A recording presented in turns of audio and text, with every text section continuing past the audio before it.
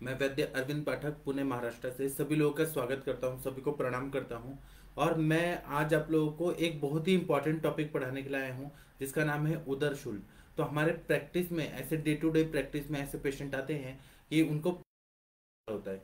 तो हम लोग को कैसे क्या सोचना चाहिए, कौन कौन सी व्याधियों की वजह से उदर शूल हो सकता है, तो इसको जानना बहुत जरूरी है। और हम लोग जो आयुर्वेद के चिकित्सक हैं, उदर शूल में सफल चिकित्सा कर सकते हैं। जब भी इमरजेंसी आती है तो हमें क्या सोचना चाहिए, क्या करना चाहिए, वह जानना बहुत जरूरी है।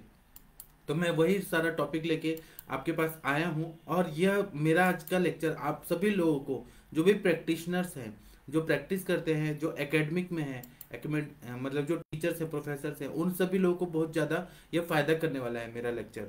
तो मैं पहले बताता हूँ कि शूल शब्द जो है वह त्रिशूल से बना है। शंकर भगवान का जो त्रिशूल है, देवी माता का त्रिशूल है, तो आपने देखा होगा तो उसमें बीच वाला जो भाग रहता है त्रिशूल में, तो उस तरह से वेदना होती है। और ये वेदना क्यों होती है कि वायु अटका हुआ है, किसी ना किसी तरह से वायु का वहां पे प्रकोप है। बिना वायु के कोई भी शूल नहीं हो सकता है। तो क्या क्या पॉजिटिव फैक्टर्स हो सकते हैं कि पेशेंट को उदर शूल होगा। और इस तरह से वेदना होती है कि वो त्रिशूल का, उसमें तीन शूल, त्रिशूल इस तरह का रहते हैं। तो वहां पे वेदना हो रही है एक शूल का, मतलब तीन शूल नहीं है, त्रिशूल जैसा वेदना नहीं होती है, वह भी हो सकता है। लेकिन जो शूल शब्द है, इसकी निरुक्ति त्रिशूल से बनी है। तो इसमें बहुत ज्यादा वेदना होती है कि किसी ने वो पूरा चुभो दिया है अंदर, इस तरह से वेदना होती है। तो इसका हेतु बहुत सारे कारण हैं, वह मैं आप लोगों को बताता हूँ। तो कभी कभी सूखे चीज खाना, जो शुष्क चीज है, सूखा भाजी सब्जी खाना, सूखा धान्य खाना, जो जैसे कि चना है, मटकी है, बाजरी है, सूखा सूखा चीज खाना, सूखा पोहा, चूड़ा खा लेना। जो भी शुष्क चीजें हैं वह जाके अटक जाती है और ऑब्स्ट्रक्शन करती है, और उसकी वजह से और वायु का प्रकोप करती है। उससे बहुत ज्यादा ना वायु प्रकोपित हो जाता है। वायु प्रकोपित का मतलब है कि वहां पर वायु जो है, एयर मॉलिक्यूल्स बहुत ज्यादा बनने लगते हैं और ड्राइनेस बहुत ज्यादा आ जाता है, और इसके वजह से उदर शूल होता है। तो पहला हो गया शुष्क चीजें खाना। दूसरा है कि आम का अंश अगर बहुत ज्यादा रहे, आम संचिति बहुत ज्यादा है, तो उसके वजह से क्या होगा कि बहुत ज्यादा मतलब ये जो विकृत अपान वायु और समान वायु वह बहुत ज्यादा बनने लगेगा, और उसके वजह से बहुत ज्यादा ये शूल होने लगता है। उसी तरह से रक्तज प्रवाहिका, हमारे पास पेशेंट जब आते हैं रक्तज प्रवाहिका के ऐसे ही सिम्टम्स आगे बढ़ के अल्सरेटिव कोलाइटिस हो जाता है, तो कॉलिकी पेन होता है, पेट में बहुत ज्यादा दर्द होता है, बार बार कृत्य पे कृत्य संज्ञतम, मतलब जाके भी आते हैं तो फिर ऐसा नहीं लगता है, समाधान संतुष्टि नहीं मिलती है कि मल प्रवृत्ति अच्छे से हो गई है, और उसमें बहुत ज्यादा पेट दर्द होता है। तो हमारे पास जब पेशेंट आते हैं तो व्यवच्छेद निदान, मतलब डिफरेंशियल डायग्नोसिस करना बहुत जरूरी है। उसी तरह से गुल्म व्याधि रहती है, जब पेरिटोनियम और स्किन के बीच में जब बायोगोला रहता है, गोला टाइप ट्यूमर टाइप रहता है जो इधर उधर घूमते रहता है, उसमें भी उदर शूल बहुत ज्यादा दिखता है। इसी तरह से ग्रहणी रोग जो रहता है, अब ये ग्रहणी रोग है, ये व्यापक है। इसको हम लोग ये भी बोल सकते हैं कि गैस्ट्राइटिस की वजह से भी, मतलब गैस्ट्रम जो है वहां पे इन्फ्लेमेशन है, उसके वजह से भी पेट दर्द होता है। फिर पेप्टिक अल्सर है, डिओडिनल अल्सर है, जो अल्सरेशन हो जाता है, वहां जख्म हो जाता है, क्रॉन्स डिजीज है, ये सब ग्रहणी व्याधि में आता है। तो यहाँ पर पित्त की संप्राप्ति होती है, वहां छिल जाता है और बहुत ज्यादा पित्त का सिक्रेशन होता है। जब ग्रहणी रोग हम लोग पढ़ेंगे ना, तो उसमें बताया है कि विदग्धा जीर्ण क्या होता है, विष्टब्धा जीर्ण क्या होता है, आमा जीर्ण क्या होता है। तो यही ग्रहणी की दृष्टि की वजह से भी उदरशूल के पेशेंट आते हैं। तो हमारे पास जब भी उदरशूल के पेशेंट आए तो हमें ये सारे फैक्टर्स हैं, ये सारे हेतु हैं, इन पे ध्यान देना चाहिए। उसी तरह से अम्ल पित्त की संप्राप्ति जब होती है, हाइपर एसिडिटी होती है, तब भी पेट दर्द बहुत ज्यादा होता है। आप लोग इमेजिन करिए कि किसी ने बहुत ज्यादा तेल मिर्ची मसाला वाला चीज खाया और फिर वो सो गया, तो उसको पेट दर्द होने का संभावना बढ़ जाता है। तो ये उदर शूल होता है। यहाँ महाराष्ट्र में पूरन पुड़ी चलता है, जिसमें दाल को पीस के और गुड़ डाल के और फिर वो स्टफिंग करके आटे के उसमें, और फिर वो पूड़ी बना के और फेस्टिवल में खाया जाता है। हमारे डे टू डे प्रैक्टिस में ऐसे पेशेंट आते हैं कि फेस्टिवल के नेक्स्ट डे बहुत सारे लोगों का पेट दर्द होता है, क्योंकि वो दाल से बना हुआ रहता है, और वो दाल भी है तो सूखा धान्य में आता है। अगर उसको घी के साथ नहीं खाया पूरन पूड़ी वगैरह, और हैवी खाया, बहुत ज्यादा खाया, तो यह ना वायु को प्रकोपित करता है। तो यह और अम्ल पित्त भी करता है। तो इसीलिए यह भी हमें देखना चाहिए कि क्या खाया पिया है, उसके हिसाब से उदर शूल का हम लोग डायग्नोसिस कर सकते हैं। इसी तरह से वृक्कगत विद्रधि जब होता है, किडनीज का जो एब्सेस हो जाता है उसकी वजह से भी उदरशूल होता है। इसी तरह से मूत्राशमरी होता है, किडनी स्टोन होता है, तो उसकी वजह से भी अगर पेन हो रहा है, कॉलिकी पेन हो रहा है, ट्विस्टिंग पेन हो रहा है, प्रिकिंग पेन हो रहा है, तो हमें देखना है। आप लोगों ने सर्जरी में ये सारा चीज पढ़ा है, पेन्स के अलग अलग टाइप, तो यह भी हमें उदर शुल्क का एक बताता है कि हमें उदर शुल्क क्यों हो रहा है। ये सारा का डायग्नोसिस तो हम सोनोग्राफी में करके देख सकते हैं, लेकिन हमारे दिमाग में आना चाहिए, इतनी इतनी व्याधियां आनी चाहिए कि ये सब भी कारण हो सकते हैं। इसी तरह से पित्ताशमरी जो होता है, गॉल ब्लैडर स्टोन होता है, वह अगर अटक रहा है, ऑब्स्ट्रक्शन हो रहा है, उसकी वजह से भी उदरशूल हो सकता है। इसी तरह से रुद्धपथ कामला, जब ऑब्स्ट्रक्टिव जॉन्डिस होता है या फिर हम लोग रुद्धपथ कामला बोलते हैं, तो उस कफ का आवरण वहां पे रहता है, कफ की वजह से स्त्रोतरोध रहता है, संघ ये संप्राप्ति होती है, और उसके वजह से भी उदरशूल पेशेंट हमारे पास कंप्लेंट लेके आते हैं। फिर उसी तरह से यकृत विद्रति, लीवर एब्सेस होता है, बहुत ज्यादा वहां पस फॉर्मेशन हो रहा है और धातुगत दुष्टि ज्यादा हो गई है, उसके वजह से भी उदरशूल ऐसा सिम्टम दिखता है। फिर तीव्र मलावष्टम, बहुत ज्यादा ना एक्यूट स्टेज में या फिर क्रॉनिक अगर कॉन्स्टिपेशन है तो उसकी वजह से पेट दर्द बहुत ज्यादा होता है पेशेंट को। मलावस्तंभ भी एक कारण है उदरशूल होने का, क्योंकि वायु जो है वो निकल नहीं पा रहा है, वायु जो है वो प्रतिलंबित होगा और जहां पर भी इंटेस्टिनल वॉल्स पे प्रेशर डालेगा वहां वहां पे पेट दर्द होना शुरू हो जाता है। इसी तरह से अगर आंत्रावरोध हो जाता है, एक इंटेस्टाइन का एक भाग जो है जिसको इंटू सस्पेंशन बोलते हैं, एक आंत्र का एक भाग दूसरे भाग से चिपक जाता है या इन्फ्लेमेशन हो जाता है, तो वहां पे जिसको हम बोलते हैं आंत्रावरोध, आंत्रावरोध एक से दूसरे पे भी हो सकता है, या फिर कुछ चला गया, खाने पीने में कुछ चीज चला गया और कोई शल्य जिसको बोलते हैं फॉरेन बॉडी, वो जाके ऑब्स्ट्रक्ट करे इंटेस्टाइन को, तो पेरिस्टाल्टिक मूवमेंट हैम्पर हो जाएगा और उसके वजह से पेट दर्द बहुत ज्यादा होने लगता है। उदरशूल का यह भी एक कारण होता है। फिर उसके बाद में कृमि भी पेट दर्द के कारण होते हैं। छोटे बच्चे हमारे पास आते हैं और जब कृमि जितना काट काट के रखते हैं ना, तो उतना बच्चा रोता रहता है, तो हमें डायग्नोज करना चाहिए कि बच्चा रात को क्यों रो रहा है। वह बच्चा छोटा बच्चा भी हो सकता है, बड़ा भी हो सकता है, तो वह क्यों रो रहा है, उसका कारण है कि पेट में कृमि है, तो ये हमें सोचना चाहिए। उसी तरह से उदर में अर्बुद उत्पत्ति, जो अगर मैलिग्नेंट ट्यूमर हो गया है, अर्बुद की उत्पत्ति हो गई, उसके वजह से भी उदरशूल यह लक्षण हमें दिखता है। इसी तरह से अपेंडिसाइटिस, आंत्रपुच्छोथ जो बोलते हैं अपेंडिसाइटिस, उसमें प्रोजेक्टाइल वॉमिटिंग होती है, तो वह हो रहा है, तो हमें ये सोचना चाहिए कि अपेंडिसाइटिस है कि नहीं है।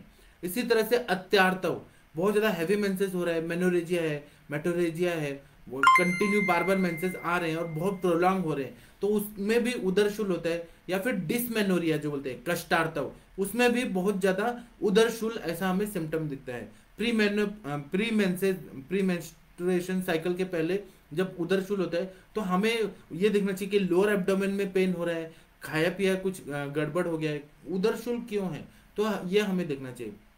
मतलब इसमें हम अधोदरशूल ये बोल सकते हैं डिसमेनोरिया को।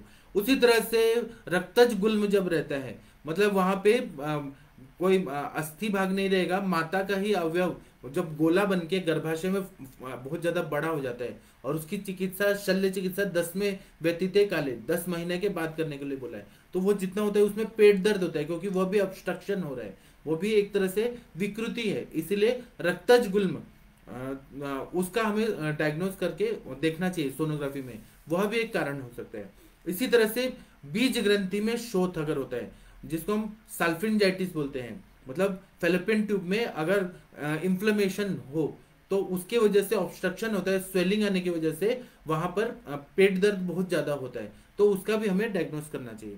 इसी तरह से एक्टोपिक प्रेगनेंसी जो रहता है, बीज वाहिनियों में गर्भ धारणा होना, एक्टोपिक प्रेगनेंसी में भी उदरशूल यह सिम्टम हमें दिखता है। फिर इंटेस्टिनल अंजाइना, जैसे हार्ट में अंजाइना होता है वैसे इंटेस्टाइन में भी अंजाइना जैसा है, कोई ऑब्स्ट्रक्शन हो रहा है और इंटेस्टाइन अटक गया है, उसका रिदम जो है पेरिस्टाल्टिक मूवमेंट वो सब रुक गया है, या भी वायु के विकृति की वजह से ही स्तंभ या अंजाइना ऐसा कंडीशन आ जाता है। ये सारे फैक्टर्स लेके हमारे पास पेशेंट आते हैं, इसी में से और भी फैक्टर्स हो सकते हैं, लेकिन ये ज्यादातर उदरशूल के पेशेंट इमरजेंसी में हमारे पास आते हैं। तुरंत हमें इन्वेस्टिगेशन कराना है, सोनोग्राफी करा के देखना है कि क्या प्रॉब्लम है।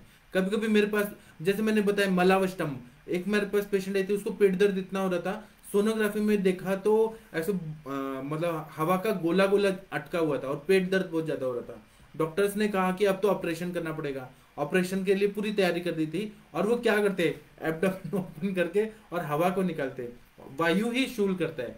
फिर वो किसी ने बताया कि आप आयुर्वेदिक डॉक्टर के पास जाओ, वो मेरे पास आई और मैंने उनको मदन फल और गाय का दूध इसको उबाल के और इसका शीरपाक विधि से बना के और इसका बस्ती दे दिया।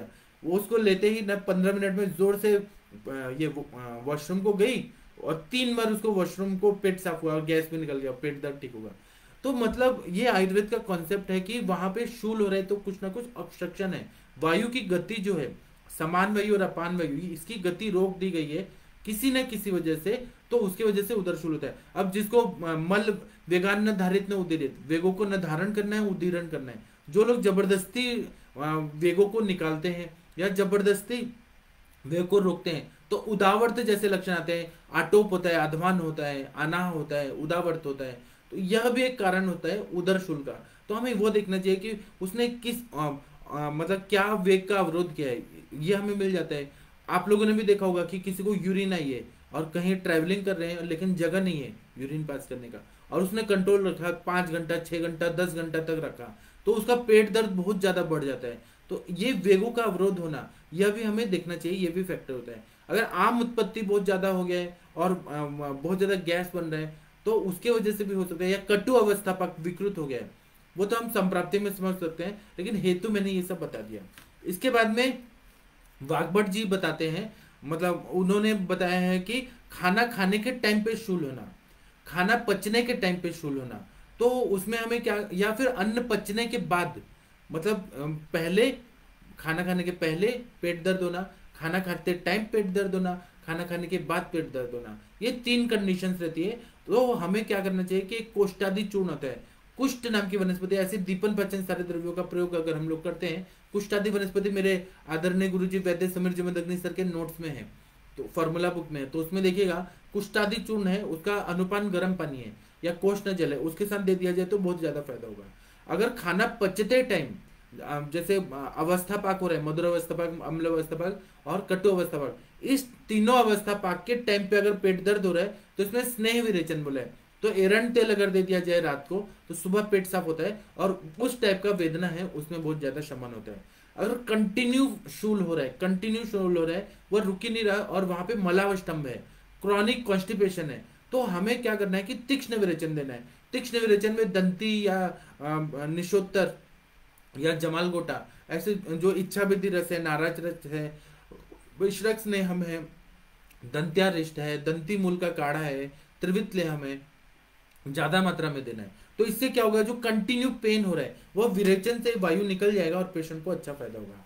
इसी तरह से अन्न पचने के टाइम, पचने के बाद अगर पेट दर्द हो रहा है बहुत ज्यादा, पचने के बाद हो रहा है और बहुत ज्यादा कटु अवस्था पाक के बाद बहुत ज्यादा हो रहा है, तो इसमें फल विरेचन को स्नेह के साथ देना चाहिए। जैसे कि हम लोग ने आरगवत दिया, सोनामुखी दिया, सोनामुखी का जो ये रहता है फल्ली रहता है उसको दिया, फिर ऐसे ही बहुत सारे फल विरेचन जो बोला है, आप लोगों ने विरेचन अध्याय में पढ़ा है, सुश्रुताचार्य जी ने बताया कि पुष्प विरेचन द्रव्य, फल विरेचन द्रव्य, पत्र विरेचन द्रव्य, मूल विरेचन द्रव्य, शीर विरेचन द्रव्य। शीर में क्या आता है, तो स्नुही का शीर आता है, अर्क का शीर आता है, ये विरेचन करने वाली द्रव्य है। ऐसे फल विरेचन में बहुत सारे द्रव्य, जमाल गोटा का जो है ये फल है वह विरेचन करता है, ऐसे बहुत सारे हैं। उसके विरेचन पे मैं कभी लेक्चर लूंगा तो मैं बताऊंगा।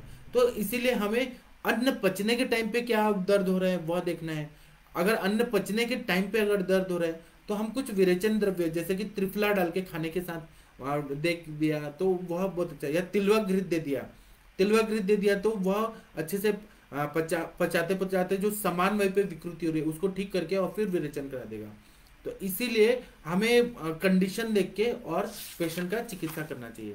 अगर अपेंडिसाइटिस है, आंत्रपुच्छ शोथ है, तो हमें क्या करना है, तो हमें जलौका लगाना है, इमीडिएट जलौका लगाना है। आप लोगों को भी प्रैक्टिस में ऐसा अनुभव हुआ होगा, आप सभी लोग भारत के मतलब पूरे जो अपने संसार है उसके सबसे श्रेष्ठ चिकित्सक है, मतलब आप लोग सॉरी मुझे कुछ ना पेशेंट का बात याद आ गया, क्योंकि क्या दिन भर पेशेंट देखता हूँ तो क्लिक हो जाता है। तो आप लोग भारत के सर्वश्रेष्ठ चिकित्सक हैं, असली में हंसना चाहिए। हमारे सर बोलते हैं कि जब भी हम हंसते हैं ना तो हमारा जो भी दुख है, स्ट्रेस है, वो कम हो जाता है। हंस हंस हंस के पढ़ाना चाहिए, और हमारे सर भी हंस हंस के पढ़ाते हैं। तो क्या है ना कि अपेंडिसाइटिस जब होता है, आप लोगों ने भी जलौका लगाया है, इमीडिएट ही इफेक्ट आ जाता है। इसी तरह से सहचरादि क्वाथ है, वरुण आदि क्वाथ है, इसका प्रयोग जब हम लोग करते हैं अभ्यंतरता, तो बहुत अच्छा फायदा होता है। इसी तरह से कृमिघ्न गण का क्वाथ है, क्योंकि वहां पर आंध्र प्रदेश शोध है ना, तो कृमि की हिस्ट्री मिलती है, तो वहां पे कृमि कंटक रस हो गया, कृमिघ्न का काढ़ा हो गया, इसका प्रयोग करने से बहुत अच्छा फायदा होता है। इसी तरह से जो पोटिस है, पुल्टिस है, वो पूरे पेट में अगर हम लोग करेंगे पुल्टिस, आप उसके लिए क्या करिए, तो तिल लीजिए, अतसी लीजिए, कोई दाल का पाउडर लीजिए, चूर्ण, और इसको लेके भून के और फिर गरम गरम पोटली में डाल के और उससे सेक दे दीजिए, तो जो अपेंडिसाइटिस का पेन है वो ठीक हो जाता है। फिर से मैं बताता हूँ कि जलौकावचारण, सहचरादि क्वाथ, वरुण आदि क्वाथ, अभ्यंतरता लेना है, कृमिघ्न का काढ़ा लेना है, कृमि कंटक रस है वो देना है, पोल्टिस देना है, तो उससे बहुत अच्छा फायदा होता है। उसी तरह से अश्मरी के पेशेंट आते हैं, तो अश्मरी के पेशेंट आते हैं तो दगड़ी पाषाण चूर्ण है, भद्राश्म चूर्ण है, वरुण आदि क्वाथ है, दशमूल का काढ़ा है, धानवंतर तेल का बस्ती अगर दे दिया जाए, तो अश्मरी की वजह से अगर पेन हो रहा है, हमें डायग्नोसिस हो गया, तो हमारे पास पेशेंट आए कि आप आयुर्वेद से कुछ करिए, हमें लेसिक्स नहीं खाना, फ्रूसेमाइड नहीं खाना, हमें सर्जरी नहीं कराना, आप करिए, तो दशमूल का काढ़ा दे दिया या वरुण आदि क्वाथ दे दिया, धानवंतर तेल का बस्ती दे दिया, तो पेन इमीडिएट कम हो जाता है। इसी तरह से जो केला होता है, बनाना ट्री होता है, उसके बीच का जो भाग होता है उसका रस निकालना है, और घी के साथ उसको अगर मधु में मिक्स करके घी और मधु विषम मात्रा में दे दिया, तो उससे भी जो अश्मरी जन्य जो शूल है वह ठीक हो जाता है।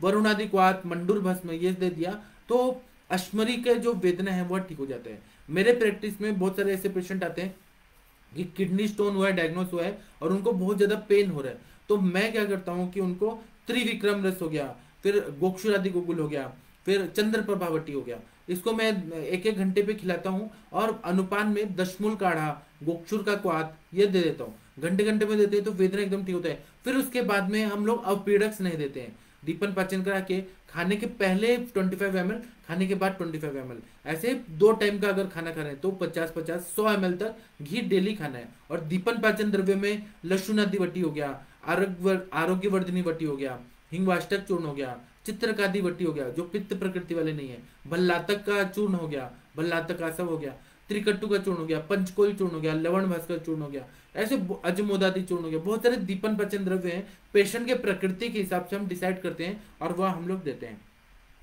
कभी कभी क्या होता है कि इंटेस्टिनल ऑब्स्ट्रक्शन होता है, तब हमें क्या करना चाहिए कि पेट में कटोरी डालिए और थोड़ा सा चावल डालिए, कपूर जला दीजिए, और एक कटोरी लेके उसको ऐसे कर दीजिए, और फिर इधर उधर घुमाना है, जिसको हम लोग बोलते हैं दीप यंत्र। वो दीप यंत्र करते हैं तो जो कभी कभी क्या होता है कि नाभि सरक जाता है, इंटेस्टिनल ऑब्स्ट्रक्शन हो जाता है, तो वह ठीक हो जाता है। और कभी कभी उसके ऊपर, वो कटोरी के ऊपर और बड़ा सा ये लगा देते हैं, लोटा लगा देते हैं। ये एक मेथड है, जो एक्सपर्टाइज है उनसे सीख लीजिए, मुझे तो आता है, मैं आप लोगों को सिखा दूंगा। और यह जो 4 साल के छोटे बच्चे होते हैं जिनका दूध अटक रहा है, दूध पच नहीं रहा और उनको तकलीफ हो रही है, उनको ये जो लगाते हैं दीप यंत्र, क्या करना है कि चावल रख देना है, चावल पे कपूर जला देना है और एक कटोरी को रख देना है, तो वो क्या होगा कि ऑक्सीजन के खत्म होते ही वो सक करेगा, सक करेगा ना, तो अपने आप जो वायु अटका हुआ है, हमें हिलाना नहीं है, हिलाने वाला तो हम लोग पीठ के मैनिपुलेट करते हैं स्पाइन का, तब यहाँ पर केवल जहां जिस एरिया में पेन हो रहा है, छोटा बच्चा बार बार उंगली डाल डाल के बताता है कि मुझे दर्द हो रहा है, दर्द हो रहा है, रो रो के बताता है, तो वहीं पर मतलब कुछ ना कुछ से ऑब्स्ट्रक्शन है, तो हमें चावल रखना है, कपूर रखना है और एक कटोरी रख देना है, तो ऑक्सीजन की कमी होने की वजह से वो कपूर बुझ जाएगा और वो चिपक जाएगा, पूरा सक कर लेगा, और उसके बाद में उसके ऊपर और थोड़ा सा मटका या बड़ा लोटा डाल दीजिए। इससे क्या होगा कि वायु जो है वो अटका हुआ है ना, वो वहां से निकल जाएगा। ये एक मेथड है, दीप यंत्र से चिकित्सा करते हैं, उदर शूल में बहुत अच्छा फायदा होता है। इसी तरह से अगर बहुत ज्यादा आम है, आम का अंश है बहुत ज्यादा, और या फिर रक्तज प्रवाहिका है और उसके वजह से पेट दर्द हो रहा है, तो हम लोग क्या करते हैं कि गर्म दूध, बहुत ज्यादा गर्म दूध में एरंड तेल डालते हैं और वह दे देते हैं, तो अच्छे से पेट साफ हो जाता है। इसी तरह से जो सौंफ है या फिर ये जो है पिपली मूल है, सौंफ हो गया, पिपली मूल हो गया, अजवाइन हो गया, इसका अर्क अगर दे दिया, और अजवाइन खाने के लिए भी देते हैं लोग, अजवाइन और हींग अगर नमक के साथ थोड़ा थोड़ा खाने के लिए दे तो उससे भी पेट दर्द ठीक हो जाता है। और ऐसे तो बहुत सारी दवाइयां हैं, लेकिन जो जो मेन मेन दवाइयां हैं जो हम लोग प्रैक्टिस में यूज कर सकते हैं वह सब मैं आप लोगों को बता रहा हूँ। इसी तरह से यकृत की विद्रति है, लीवर एब्सेस है तो जलौकाचारण कर दिया तो पेट दर्द में काफी हद तक फायदा होता है। अभ्यंतरता यकृत विद्रति में स्वर्ण माक्षिक भस्म देते हैं तो बहुत अच्छा फायदा हो जाता है। इसी तरह से पित्ताश्मरी है, मतलब गॉल ब्लैडर स्टोन है, कॉलीलिथियासिस है, कॉलीसिस्टाइटिस है, ऐसे कंडीशन के में पेशेंट हमारे पास आते हैं तो हमें यहाँ पर अंश संधि जो रहती है, पीछे का जो बोन है उसके नीचे बहुत ज्यादा दर्द हो रहा होता है, पेट दर्द भी हो रहा होता है क्योंकि रेडिएटिंग पेन होता है। तो गॉल ब्लैडर स्टोन में हम लोग क्या कर सकते हैं, तो जो बद्राश्म चूर्ण होता है, दगड़ी बदर चूर्ण या बद्राश्म चूर्ण को कनकासव के साथ लेना है। कनकासव जो रहता है वो डायलेट करता है, कोई भी चीज जो रहता है ना, जैसे गॉल ब्लैडर स्टोन में जो सेंट्रल बिलियरी डक्ट है उसको वो डायलेट करता है। किडनी स्टोन में भी हम लोग देते हैं तो वो क्या करता है, यूरेटर को डायलेट करता है, जहां भी पैसेज है उसको डायलेट करता है। हम लोग श्वास में लेते हैं तो वहां पे एल्वियोलाइज और ब्रोंकियोल्स को डायलेट करता है। इसीलिए जो बद्राश्म चूर्ण है उसको एक एक रत्ती की मात्रा में कनकासव के साथ देना है तो वो डायलेट करता है और पेन कम हो जाता है। इसी तरह से अगर उल्टी की भी भावना आ रही है, जो गॉल ब्लैडर स्टोन है, पित्ताश्मरी है, उल्टी जैसा नौशिया फीलिंग हो रहा है, तो जहर मोरा पिष्टी को हम लोगों ने अगर वरुण आदि क्वाथ को ठंडा रूम टेम्परेचर में जहर मोरा पिष्टी के साथ दे दिया तो तुरंत ही आराम पड़ जाता है। इसी तरह से शंख भस्म 1 चम्मच लेना है, शुद्ध हींग जो है आधा चम्मच लेना है, कपूर 2 जो रहता है टिक्की टाइप वह ले लेना है, भीमसेनी या सादा कपूर ले लीजिए, और कोकिलाक्ष क्षार ले लीजिए तालीम खाना, और उसको अगर हम लोग सेवन कराते हैं तो तुरंत ही उदर शूल में बहुत अच्छा फायदा होता है। अश्मरी की भी वेदना ठीक होती है, हर तरह से पेन शोथ वगैरह कम होता है। फिर से बताता हूँ, शंख भस्म 1 चम्मच, शुद्ध हींग आधा चम्मच, कपूर 2 लेना है पीसेस, और सादा या भीमसेनी ले, और कोकिलाक्ष का क्षार ले लेना है जिसको हम तालीम खाना का बोलते हैं राख, वह क्षार ले लेना है, और उससे उदर शूल उसको सेवन करना है सुबह शाम तो उदर शूल ठीक होता है, वेदना शोथ शूल सब कम हो जाता है। इसी तरह से अगर अम्ल पित्त हाइपर एसिडिटी की वजह से पेशेंट हमारे पास आते हैं कि हमको बहुत ज्यादा हाइपर एसिडिटी हो रही है और पेट दर्द बहुत ज्यादा हो रहा है, तो हेतु तो बहुत सारे हो सकते हैं, लेकिन अम्ल पित्त पे तिक्तक क्षीर बस्ती दे दिया तो उसमें गुड़ूची है, पटोल है, यष्टि मधु है, किरात तिक्त है, इसको दूध में पका ऐसे और भी कर सकते हैं। हम लोग ऐसे करते हैं, इनको गुड़ूची हो गया, पटोल हो गया, यष्टि मधु हो गया, चिरायता हो गया, इसको दूध में पका के और मतलब शीरपाक विधि से बना के, जैसे उसका 8 भाग ये ले लेते हैं, 1 भाग चूर्ण, 8 भाग पानी, 8 भाग दूध, इसको उबाल देते हैं। उबालने के बाद जब वो दूध शेष रह जाता है तो उसमें थोड़ा सा घृत डालते हैं, महातिक्त घृत डाल दिया, गुगुल तिक्त घृत डाल दिया, या सादा घी डाल दिया और उसका बस्ती दे दिया, तो अम्ल पित्त जन्य जो शूल है वह ठीक हो जाता है। इसी तरह से शंख भस्म और नाग भस्म को अभ्यंतर तक देना है, 1-1 चुटकी की मात्रा में देना है, तो पेट दर्द अम्ल पित्त के, क्योंकि शंख भस्म क्षार है और अम्ल पित्त में अम्लता बढ़ जाती है, एसिडिक बहुत ज्यादा एसिडिटी बढ़ जाती है, एसिड लेवल पर पीएच लेवल बढ़ जाता है एसिडिक का, तो इसीलिए वहां पे क्षारीय चाहिए, अल्कलाइन चीज चाहिए, और वो दीपन पाचन भी चाहिए, तो इसलिए नाग भस्म और शंख भस्म बहुत अच्छा काम करता है।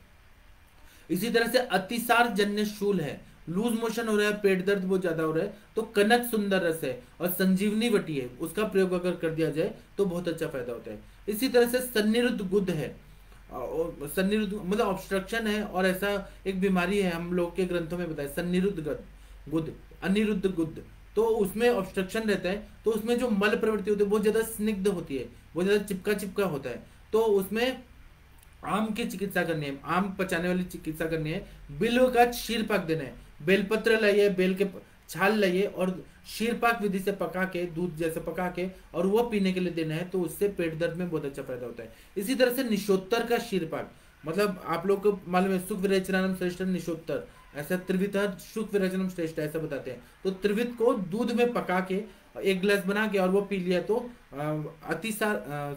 जो सन्निरुद्ध गुद है, स्निग्ध मल आ रहा है, उसमें बहुत अच्छा फायदा होता है, क्योंकि उसके बाद ना पेट साफ हो जाएगा, वायु जो रुका है वो ठीक हो जाएगा, सन्निरुद्ध गुद में काफी हद तक रिलीफ मिलती है। इसी तरह से रुक्ष मल आ रहा है, पेशेंट हमको बोलता है कि हम लैक्सेटिव लेते हैं, पेट सफा, कायम चूर्ण, त्रिफला, बहुत सारी चीजें बताते हैं कि हम ये लेते हैं, लेकिन उनको कॉन्स्टिपेशन होता है, पेट दर्द होता है, तो उनको तिल तेल का बस्ती दे दीजिए और भास्कर लवण चूर्ण दे दीजिए। तो यह इसमें वेदना जो मलावष्टम की वजह से हो रहा है वह उसमें फायदा होता है। इसी तरह से आधमान है, पेट फूला हुआ है, उदाहवर्त कैसे होता है कि पूरे पूरा एब्डोमेन और पूरा सब जगह वो फैल जाता है। जो आधमान है वो थोड़े जगह पे ही व्याप्ति रहती है, लेकिन पेट फूला रहता है, खाना खाने के बाद भी पेट फूल जाता है, यह आधमान बोलते हैं। तो आधमान है, पेट में गुड़गुड़ गुड़गुड़ आटोप हो रहा है और शूल भी हो रहा है, कहीं ना कहीं ऑब्स्ट्रक्शन हो रहा है इंटेस्टाइन स्मॉल और लार्ज में, इसलिए हो रहा है। तो फिर उसमें सज्जी क्षार और नींबू, नींबू का रस में थोड़ा सज्जी क्षार डाल के नींबू शरबत पिला दीजिए।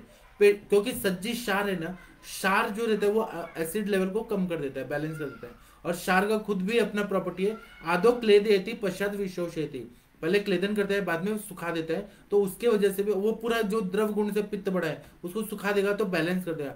इसलिए और नींबू इसलिए दिया है कि वह क्षारता क्षारियता है उसको बैलेंस कर दे और दीपन पाचन कार्य भी करे, वायु का अनुलोमन भी करे, इसलिए नींबू का रस देते हैं तो बहुत अच्छा फायदा होता है।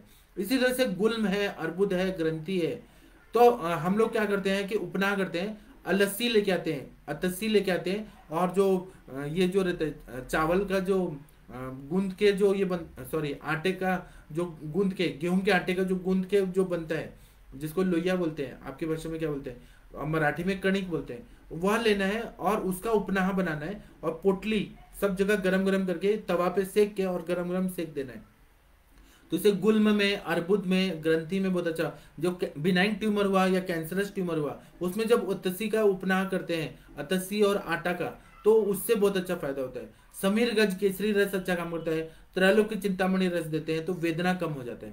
इसी तरह से अम्ल पित्त है और उद्गार है, बहुत ज्यादा खट्टा, बहुत ज्यादा डकार आ रहा है और कड़वा आ रहे हैं, ऐसे बर्फ आ रहे हैं और अम्ल पित्त है, तो इसमें सूखा हुआ जो नारियल है, खिसा हुआ जो नारियल है, सूखा हुआ नारियल है वह, और भृंगराज, इसका काढ़ा बना के अगर दे देंगे तो अम्लपित्त जन्य जो उद्गार है, खट्टा और कड़वा जो आ रहे हैं उद्गार, बर्फ आ रहे हैं, उसमें बहुत अच्छा फायदा होता है। इसी तरह से परिणाम शूल जो रहता है, खाना खाने के बाद जो डिओडिनल अल्सर होता है उसकी वजह से अगर पेट दर्द हो रहा है तो वरधारा नाम की वनस्पति को समुद्र फेन और भृंगराज के साथ इनका काढ़ा बना के अगर देंगे तो बहुत अच्छा फायदा होता है। अगर प्रमेह भी है और परिणामशूल है तो प्रमेह रोगाधिकार में जो चिकित्सा बताइए उसके सारे काढ़े लेने हैं और वरधारा, समुद्र फेन और ये भृंगराज, इसका काढ़ा अगर दे देंगे और प्रमेह के काढ़े भी देंगे तो प्रमेह जन्य जो उदरशूल वगैरह सिम्टम आ रहे दोनों साथ के, स्वतंत्र व्याधि, परतंत्र व्याधि, तो वह सब में बहुत अच्छा फायदा होता है।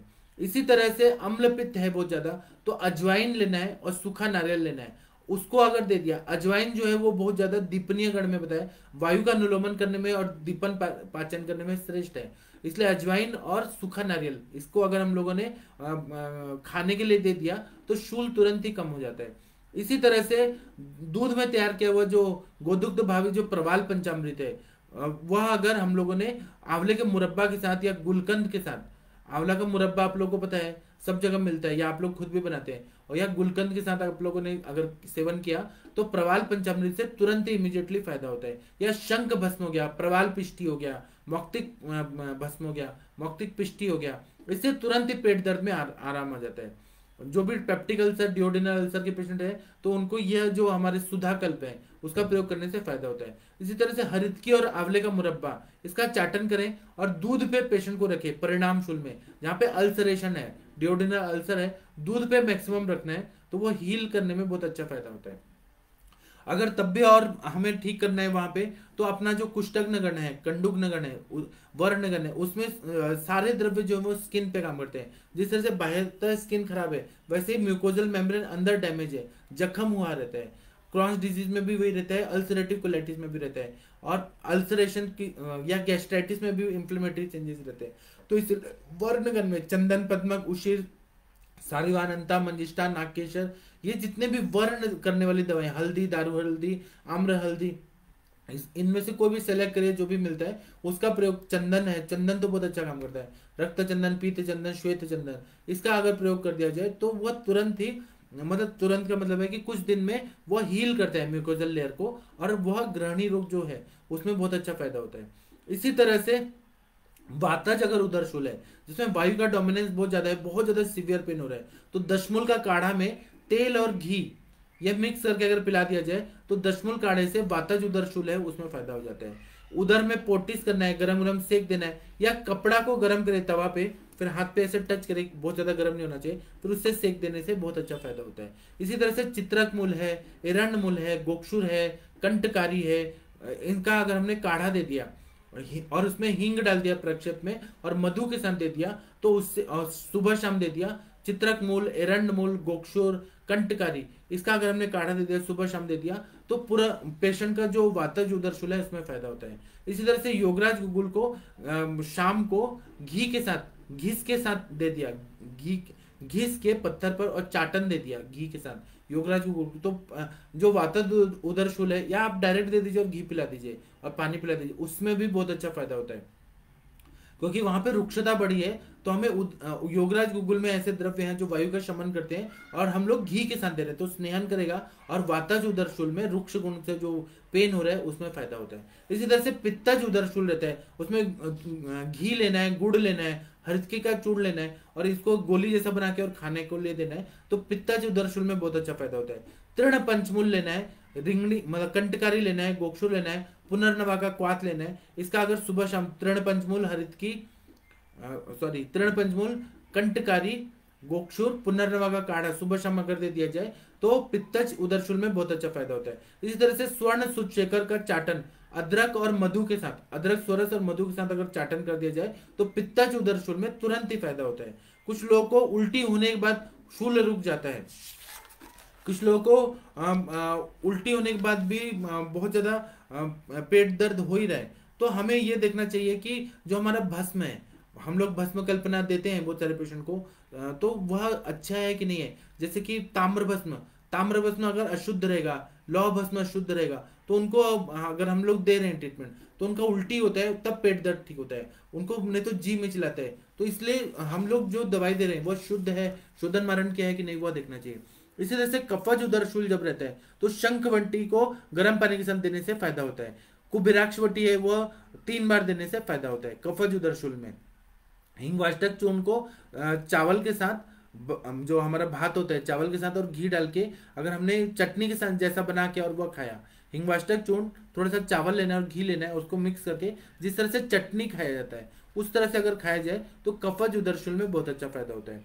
कभी कभी अन्न द्रव्य शूल रहता है तो उसमें हमें प्रमेह का भी विचार करना है, मूत्र उत्पत्ति अच्छे से हो रही है वो देखना है, और मानस विचार है कि नहीं, संधियों में का इन्वॉल्वमेंट है कि नहीं वो देखना है। और इसमें अन्न द्रव्य शूल जो रहता है उसमें सहस्त्रपुटी अब्रक भस्म को जो रसायन के रूप में हम लोग जब देते हैं उसमें देना है, और 4 महीने दूध पे ही रखना है, मैक्सिमम दूध पी के रहे और सहस्त्रपुटी अब्रक भस्म ले, तो इससे पेशेंट को बहुत अच्छा फायदा होता है। और कोई भी अगर पित्त की स्थिति बढ़ गई है, बहुत ज्यादा कोत हो रहा है, शोथ हो रहा है, पाक हो रहा है, तब अब्रक भस्म दे दिया जाए तो बहुत अच्छे से रिकवर कर देता है। इसी तरह से लौह भस्म को रसायन के मेथड से अगर दे दिया जाए वर्धमान मात्रा में थोड़ा थोड़ा करके और दुग्धा पे रख दिया जाए, 3-4 महीने में पेशेंट का जो अन्न द्रव्य शूल है वो पूरी तरह से ठीक हो जाता है। इस तरह से पंचामृत परपट्टी जो रहता है जिसमें 5 धातुओं के भस्मों के परपट्टी बनाया जाता है, तो उसका पंचामृत परपट्टी का भी प्रयोग करते हैं तो अन्न द्रव्य शूल में बहुत अच्छा फायदा होता है। उसी तरह से उदर शूल में परहेज क्या होता है, तो खाने में सबसे लघु आहार देना है, जो कॉन्स्टिपेशन ना करे, मलावष्टम नहीं करे, और पका हुआ, पूरी तरह से पका हुआ ही आहार का सेवन कराना है। सभी जो फल सब्जियां हैं, ग्रीन लीफी वेजिटेबल नहीं देना, तो जैसे फल सब्जी जैसे फल जैसे देखते हैं, जैसे लौकी है, भिंडी है, फूल गोभी है, पत्ता गोभी है, फिर बैगन बिना मसाले वाला, तो ये सारे अगर आलू भी खाएं तो वह हिसाब से खाएं। तो ये सब जब देते हैं और उसमें हमें पका के, सारे सब्जियों को पका के घी का उसमें तड़का डाल के तब वो देना है, तो यह उदर शूल के पेशेंट में बहुत अच्छा फायदा होता है। युष कल्पना, यवागु कल्पना, मंड कल्पना का बहुत ज्यादा प्रयोग करना है, बहुत ज्यादा, मतलब पेशेंट को साथ में उतना है, इतना नहीं कि 20 लीटर पिला दिया, उससे फिर कोई और व्याधि हो जाएगा, अतिसार प्रतिशय हो जाएगा। हमें जितना जरूरत है उस हिसाब से मैक्सिमम युष कल्पना दूसरे आहार के अपेक्षा लिक्विड पे रखना है हमें, युष कल्पना, यवागु कल्पना, मंड कल्पना देना है। उसी तरह से पानी का काढ़ा बना के देना है, पानी को उबालते उबालते 1/4 कर दीजिए या हाफ कर दीजिए और वह पीने के लिए देते हैं, तो लघु सुपाच्य होता है, वायु का निर्गमन करता है, आम का पचन करता है, तो इस तरह से आप लोग देते हैं तो उदर शूल में फायदा होता है। इसी तरह से पूरे बॉडी में दशमूल सिद्ध तेल आता है, उसका तेलाभ्यंग कोष्ण करके तेलाभंग कर दिया तो उदर शूल में फायदा होता है। इसी तरह से उदर शूल का कभी कभी परिणति जो होता है वह जो किडनी के बीमारियों में हो जाता है या फिर हार्ट डिजीज में होता है। हमें ये देखना है कि उदावर्त जैसे कंडीशन तो नहीं हो रही है, तो नहीं तो किडनी पे वो तकलीफ देगा, हार्ट पे प्रेशर देगा और लक्षण में भ्रम होता है, शाखागत वात के लक्षण आते हैं, उल्टी आती है, ग्लानी होता है। तो इसमें क्या दवाई देना है, तो अर्जुन का छाल लेना है, अश्वगंधा लेना है और जो अर्क जो रहता है अर्क का पत्ता इसको काढ़ा बना के और वह देना है, या कलमी सोला लेना है, श्वेत परपटी का सेवन कराना है। तो इसमें जो उदर शूल और किडनी के रिलेटेड जो प्रॉब्लम हो रही है तो उसमें हृदय विकार होने का डर है वह सब ठीक हो जाता है। फिर अगर इससे क्या होता है कि जो हेड्रोनेफ्रोसिस है वह कम हो जाता है, ग्लानी कम होता है, शूल कम होता है और भूख बढ़ जाता है। क्या चीज से, तो अर्जुन का छाल, अश्वगंधा और अर्क के जो पत्ते हैं इनका काढ़ा कर दे दिया जाए, वो दीपन पाचन करता है। या फिर कलमी सोरा और या फिर श्वेत परपट्टी का प्रयोग अगर कर दिया जाए तो उससे क्या होता है कि जो हाइड्रोनेफ्रोसिस है वह कम हो जाएगा, मूत्र प्रवृत्ति अच्छे से होगी, वायु का अनुलोमन हो जाएगा।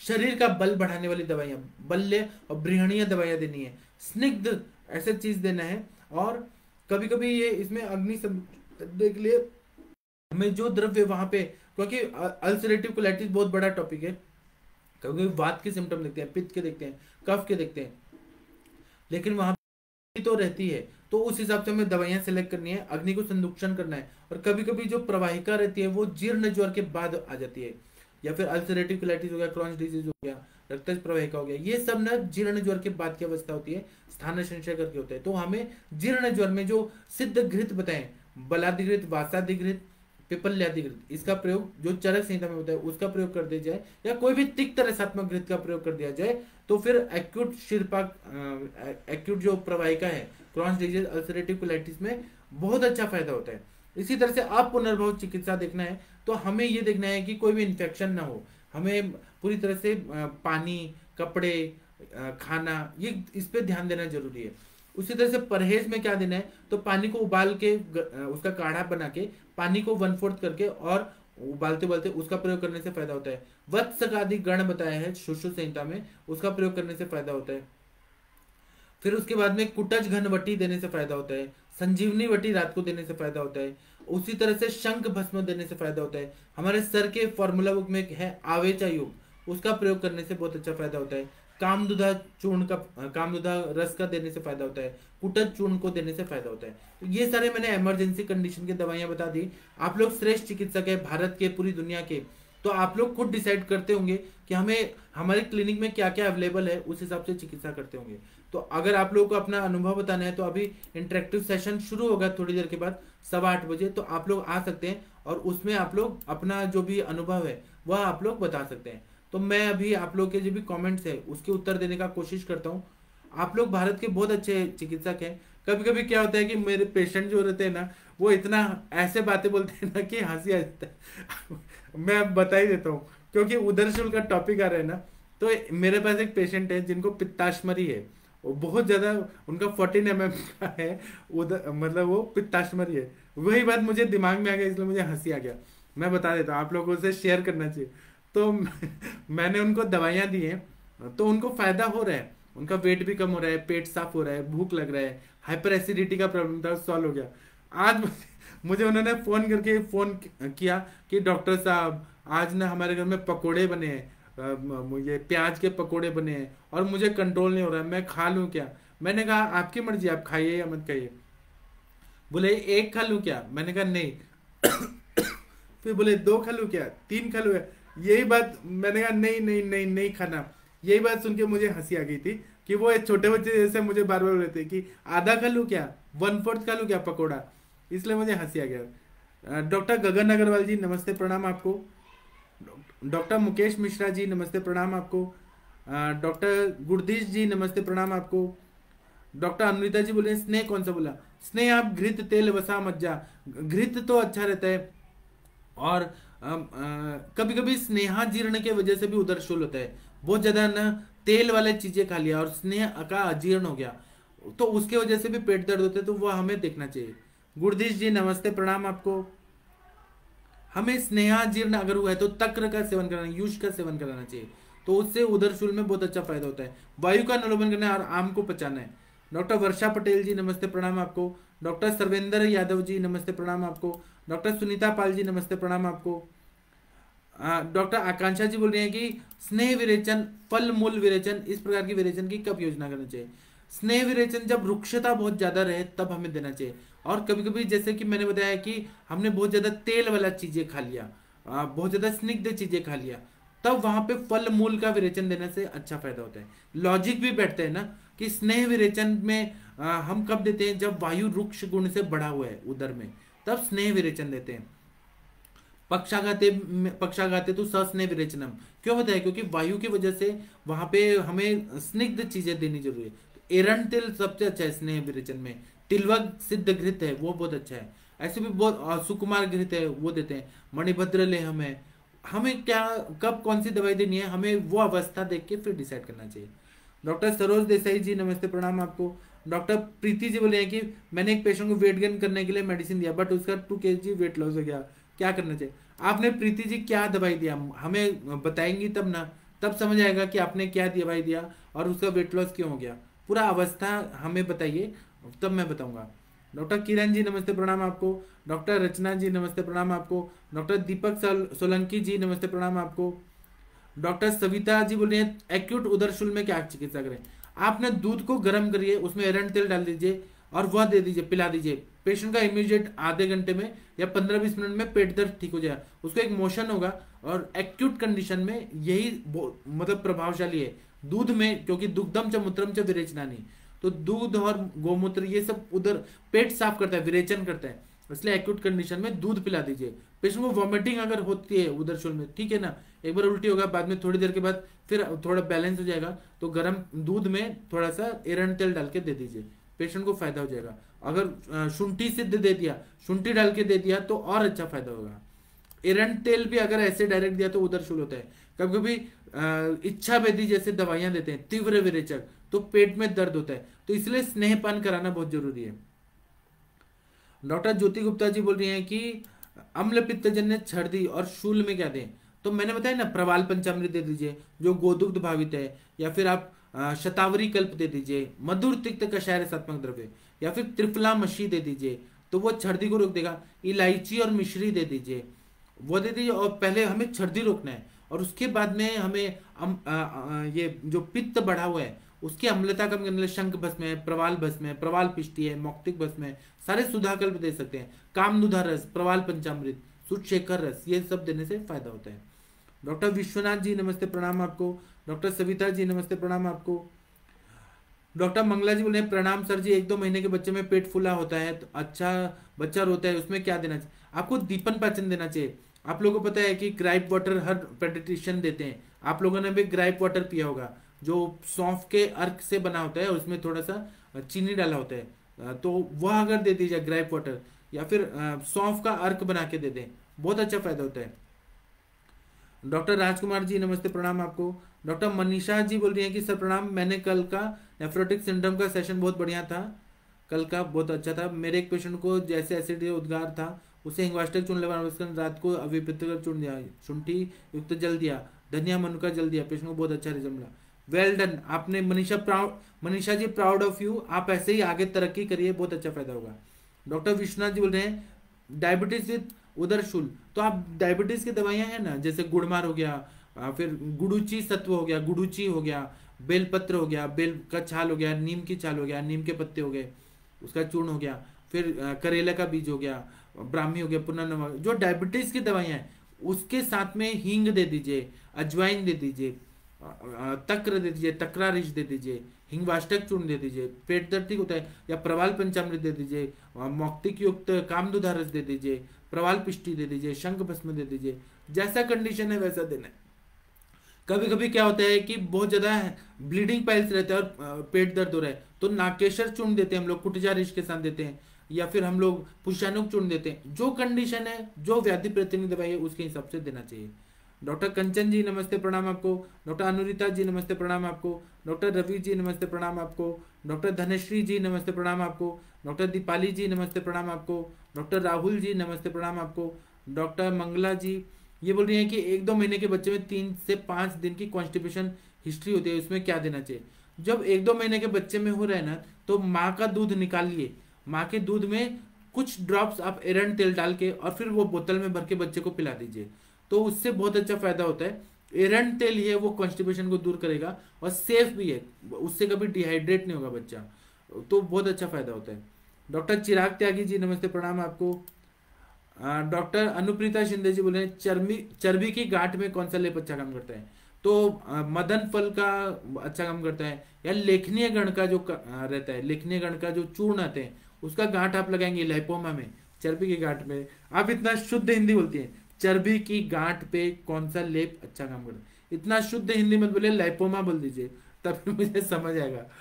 या फिर आप इसमें मेदोपाचक के जो घटक द्रव्य है उसको पीस के और उसका लेप लगा देंगे उसमें, या कांचनार है उसका प्रयोग करने से, कांचनार का वनस्पति लाइए और उसका लेप लगा दीजिए, बहुत अच्छा फायदा होता है।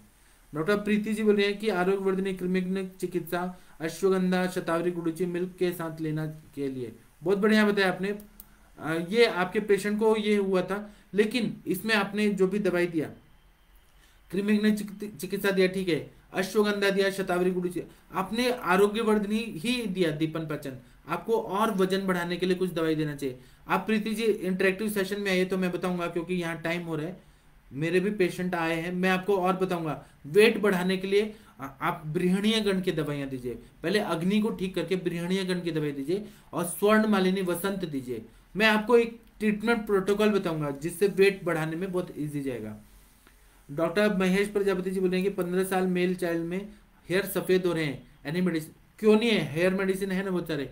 आप क्या करिए कि केश से जितने भी वनस्पति हैं उससे सिद्ध तेल का बस्ती दे दीजिए, मात्रा बस्ती डेली देंगे तो बाल सफेद होना ठीक हो जाएगा। और हेतु निकालिए, कृमि की चिकित्सा करिए और हेतु निकालिए, शोधन कराइए। और दूसरा क्या करना है कि बाल सफेद हो रहे हैं, खालित्य पालित्य, तो इसमें पित्त के प्रकोप से ही हो रहा है, तो प्रवाल पंचामृत जो है पित्त का भी शमन करता है और कैल्शियम का सोर्स होता है, तो अस्थि धातु पे काम करता है प्रवाल पंचामृत। और अस्थि का मल क्या है, तो वह केश है, इसलिए प्रवाल पंचामृत देने से फायदा होता है, नरसिंह रसायन देने से फायदा होता है, त्रिफला के बहुत सारे कल्प देने से फायदा होता है। त्रिफला को आप क्या करिए, भिगो के रखिए और उसमें गुड़ डाल के और उसको सेवन कराइए त्रिफला को, तो वह बहुत अच्छा, बाल सफेदी में बहुत अच्छा। ब्रह्म रसायन का सेवन कराइए, बहुत अच्छा फायदा होता है। शुक्र क्षयजन्य हो रहा है क्या वो देखना है, तो हेतु सेवन बंद करना है। ये केस आप डिटेल में बताएंगे अगर महेश जी, तो मैं आपको और अच्छे से बता पाऊंगा। डॉक्टर स्नेहा रावल जी नमस्ते प्रणाम आपको। डॉक्टर मनीषा जी नमस्ते प्रणाम आपको। डॉक्टर स्वाति जी नमस्ते प्रणाम आपको। डॉक्टर देवांशु जी बोल रहे हैं इन्फेंट्स में मिल्क एलर्जी या लैक्टोज इंटॉलरेंस में क्या द्विपयंत्र का प्रयोग किया जा सकता है, जरूर किया जा सकता है, लेकिन वो टेम्पररी पेन कम करने के लिए। मिल्क एलर्जी है तो दूध को थोड़ा पानी में डाल के और उसमें शुंठी डाल दीजिए थोड़ा सा, या फिर आप पिपली का सेवन कराइए, या फिर आप लवण भास्कर चूर्ण को दूध और नमक नहीं साथ होना चाहिए, आगे पीछे लवण भास्कर चूर्ण चटा दीजिए, या लहसुन नदी वटी खिला दीजिए बच्चे को, चटा दीजिए बस मधु के साथ, तो वह अग्नि जितना प्रदीप्त होगा, या परपटी कल्प को घिस के और वो खिला दीजिए बच्चे को, तो इससे क्या होगा, जितना अग्नि दीप्त होगा। या फिर आप ये कुमारी असव, अरविंद असव या बाल चतुर्भद्र रस, ये अगर लिक्विड देना है आसव रिश्ते, तो थोड़े थोड़े ड्रॉप्स के रूप में दीजिए, तो अग्नि अच्छा होता है। मैं तो आम पाचक वटी देता हूँ, हनी में मिक्स करा के, जो जैसे होता है ना स्वर्ण प्राशन बनाते हैं ड्रॉप्स, वैसे आम पाचक वटी को पूरी तरह से घिस के मधु और घी डाल के और उसके ड्रॉप्स देते हैं, बच्चों की अग्नि प्रदीप्त हो जाती है, तो मिल्क एलर्जी या लैक्टोज इंटॉलरेंस ठीक हो जाता है। डॉक्टर अनुरिता जी नमस्ते प्रणाम आपको। Anurita ji thank you. Doctor Mangala ji नमस्ते प्रणाम आपको। Doctor Mangala ji thank you. Doctor Suman Sahu ji बोल रहे हैं कि मेल पेशेंट 33 ईयर ओल्ड, उन्हें कोलेलिथियासिस और किडनी स्टोन है, उन्हें क्या ट्रीटमेंट दे सकते हैं। आप क्यों नहीं ट्रीटमेंट दे सकते हैं, आप गॉल ब्लैडर स्टोन के लिए आप त्रिविक्रम रस दीजिए, सुचेखर रस दीजिए, आरोग्यवर्धनी वटी दीजिए, अश्मरी हर क्वाथ दीजिए, बहुत अच्छा फायदा होता है। और उसमें कनकासों के साथ दीजिए तो वो डायलेट करता है। और पित्त शामक चिकित्सा, पित्तज ग्रहणी की चिकित्सा, जैसे कि भूनिम्बादी चूर्ण, किरात तितादी चूर्ण, ये सब दे दीजिए। किडनी स्टोन है तो भद्राश्म चूर्ण दीजिए, और किडनी स्टोन में हजरल यहूद भस्म दीजिए, गोक्षुर का काढ़ा दीजिए, चंद्रप्रभा दीजिए, पुनर्नवा दीजिए, पुनर्नवा गूगल दीजिए, गोक्षुरादि गूगल दीजिए, वरुण आदि क्वाथ दीजिए, बहुत सारी दवाइयाँ हैं किडनी स्टोन पे, तो वह ठीक हो जाता है। डॉक्टर महेश जी नमस्ते, प्रणाम आपको। मैं अपना नंबर देता हूँ, आप लोगों को कोई भी डिफिकल्टी आती है, अभी क्या है आप लोग यहाँ पे पूछते हैं तो कॉमन क्वेश्चन पूछते हैं, अगर आपके पेशेंट से रिलेटेड कोई भी क्वेश्चन है, क्वेरीज है, तो आप मुझे कॉल करिए या व्हाट्सअप करिए। मैं अपना व्हाट्सअप नंबर, फ़ोन नंबर देता हूँ, और अगर मैं फ़ोन नहीं उठा पाया तो कोई भी मेरे से नाराज़ नहीं होगा, मैं कुछ काम में बिजी होता हूँ, पेशेंट मेरे भी रहते हैं, मैं भी प्रैक्टिशनर ही हूँ आप लोगों जैसा। और दूसरा बात है कि हमें पेशेंट को ना कभी नाराज़ नहीं करना है, चाहे कितना भी हो जाए। पेशेंट हमारे, अभी जैसे मैंने, मुझे हंसी आ गई ना, वो बोल रहे थे कि मैं पकोड़े खाऊं क्या, तो हमें पेशेंट को हंस के मैनेज करने आना चाहिए। देखिए अभी इंटरेक्टिव सेशन का मैंने आईडी दे दिया, पासवर्ड मैं दे देता हूँ, ये सभी के लिए फ्री रहता है जूम पे, और नहीं तो फेसबुक से आप लोग देख सकते हैं। पासवर्ड देखिए मैं यहाँ पे लिख दे रहा हूँ। रोज 8:15 से 9:30 बजे तक शाम को इंटरेक्टिव सेशन होता है। मनीषा जी बोल रही हैं कि इमरजेंसी और भी बताए, हाँ मैं अभी इमरजेंसी के और भी बताऊंगा, कल परसों का आप लेक्चर देखते जाइए, बहुत मजा आएगा। तो अभी मुझे इजाजत दीजिए, आप सभी लोगों का धन्यवाद। मुझे थोड़ा हंसी आ गया था, पेशेंट की बात क्लिक हो गया था, याद आ गया था, उसके लिए मैं क्षमा प्रार्थी हूँ, क्योंकि मुझे अचानक ही वो बात याद आ गया, उसके लिए क्षमा प्रार्थी हूँ। प्रणाम सभी लोगों को, नमस्ते।